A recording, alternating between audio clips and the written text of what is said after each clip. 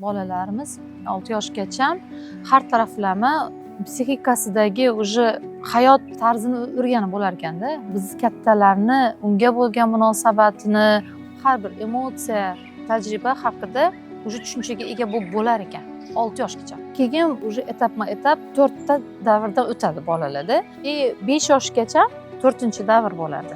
O'sha paytda baribir o'zini bolalik qiladigan to'polon davrlari bor. Agar biz o'sha davrda qaysidir emotsiyalarini oxirigacha chiqarishga ruxsat bermasak yoki bo'lmasam cheklab qo'ysak, ko'p narsalardan haddan tashqari qattiqqo'llik qiladigan bo'lsak, bu baribir katta bo'lganda o'zini ta'sirini ko'rsatadi. Sababi o'sha davrdagi oxirigacha ishlanmagan o'sha emotsiyalari bolalikda bo'shliq bo'lib qolib ketar ekanda. Keyin u katta bo'lgandan keyin o'sha bo'shliqni to'ldirmaguncha yana keyingi darsga o'ta olmayotgandekda mozaikada yig'iladi-ku, fazllarni o'rniga qo'yish kerakda. O'sha fazllar o'rnida bo'lsa, yana katta взрослый qismga o'tishi mumkin-da insonlar.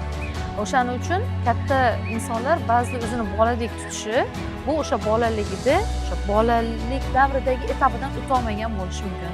Qaysarligini oxirigacha qila olmagan bo'lishi mumkin yoki g'azabini oxirigacha chiqarishga ruxsat berilmagan bo'lishi mumkin. U katta bo'lganida baribir bizdagi qolib ketgan o'sha emotsiyalar vaqt soati bilan bizdan chiqadi.